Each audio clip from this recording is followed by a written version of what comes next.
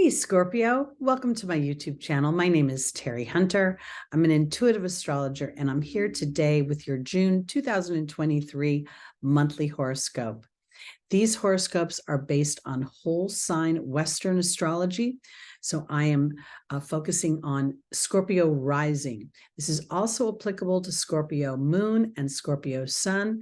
If for some reason you don't know your rising sign, you're going to want to go to any one of the free birth calculators on the internet. You just need your exact time of birth and your location to determine that information. When I talk about the house structure and where this is happening, the environment, that's based on Scorpio rising. So let's jump in, because I think that this month, as we've had experienced so much over the last few months, is yet another brick in the building of our new lives. Meaning, I believe that there'll be certain dynamics that come into our awareness that will be pivotal as we move forward. So I've come to feel a bit of solace through spirit, through my meditations, that whatever is taking place right now is the chaos before the balance. And that within our own personal lives, if there has been some disruption, it is actually trying to remove what has been blocking us from our bliss. So that's the way I want to put this. So let's jump in, because the month starts off with Venus moving into your 10th house. And I think this is really powerful. Leo is your 10th house. The 10th house is the house of career, of public status. It's the most visible house in the Zodiac. Now we add the layer of Leo. This is about entertainment, fun, hobbies, romance, your personal expression. The Leo rules the comedian, rules the performer, rules the child. So here, I think this is very powerful, because Venus is going to spend 4 months in your 10th house. I think this is a real time for you to put some strong intention towards what you want to build, because I think this is a very powerful time for that building. Now, it starts off a little rocky, because we start off on the heels of Mars going through Leo. Mars went into an opposition with Pluto, and that opposition was the final piece in a grand fixed square between the south node in your first house and the north node in your 7th house. And we've had Jupiter move into your 7th house. So there is this sort of, the way I kind of picture it is sort of this, it feels almost a little bit like a trash compactor to me. I don't know why I want to put it that way, but it almost feels as if the walls feel a little bit tight, like they're closing in.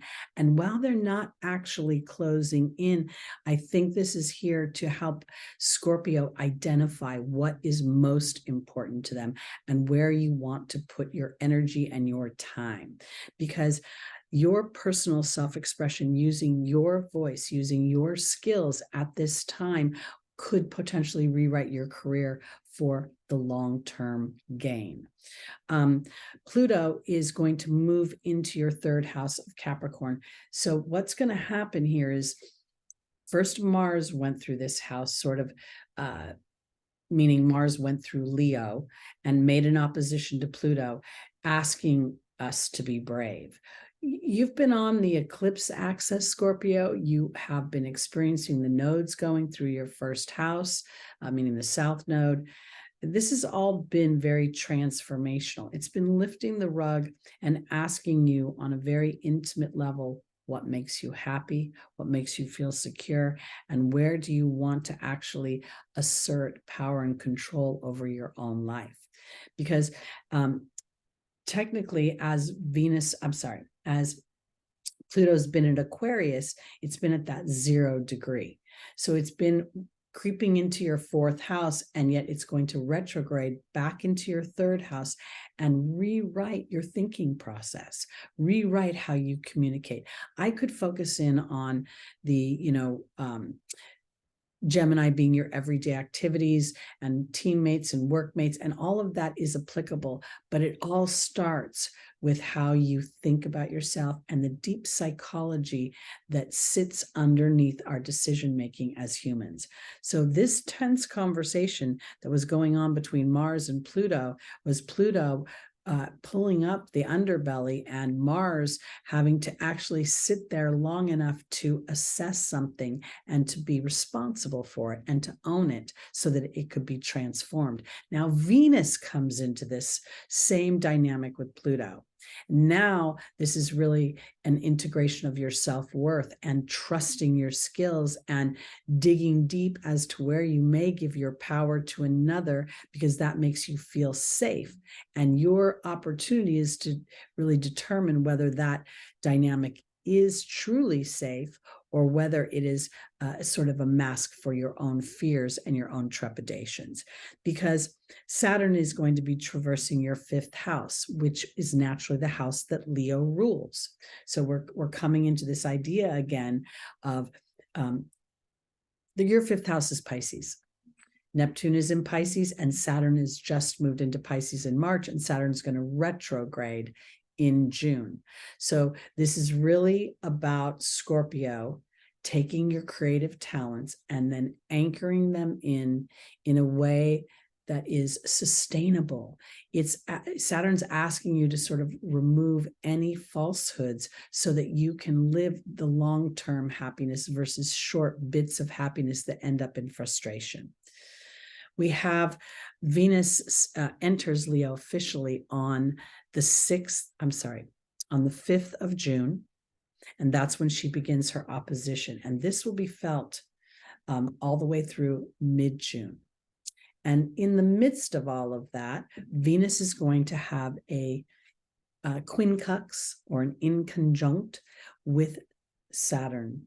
When Venus gets to 4 to 9 degrees of Leo, this is going to be about the middle of the month, there's going to start this what I think of as a blind spot.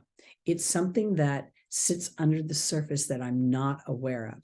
Sometimes I think of it like I've got this mountain range behind me, because I almost feel like I'm driving up through a mountain range and I'm coming around a corner. And while I know I can't see very clearly, there's a certain awareness that I need to be alert for what I don't expect.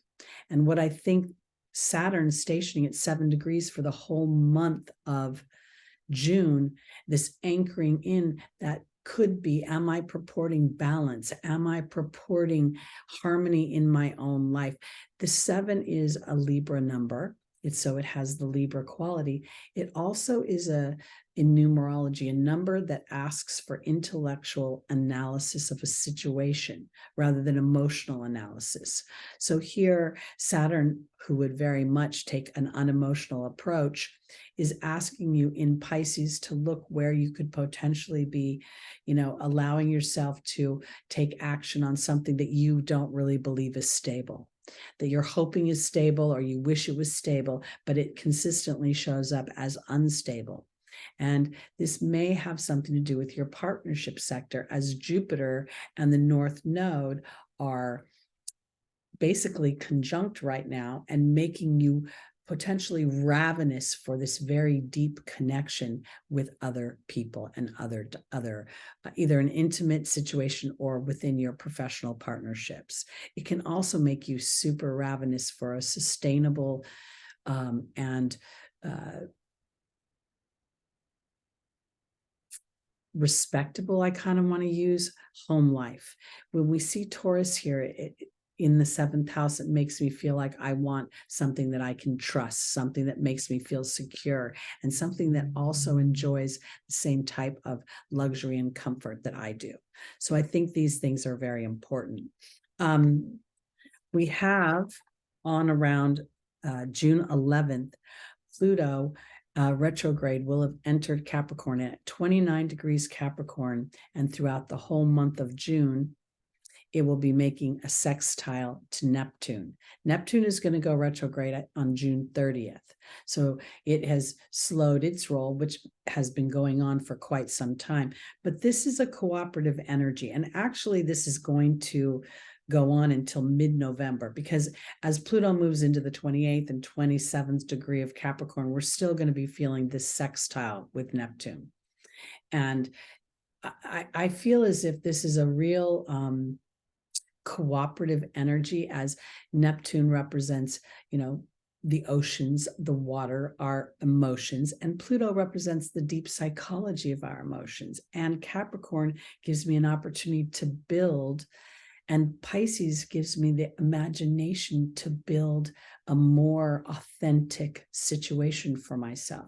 This is not where I'm running to a drug addiction or escaping a situation. This feels like I'm willing at this moment to take a more divine look at my life and how it's rolling, and connecting in a way through meditation, through spiritual study, to more succinctly align myself to something that I cannot see with my eyes, but I so much want to feel with my heart, and I want to experience. Because we've got that fifth house going on here. This is very much about romance, about the conception of children.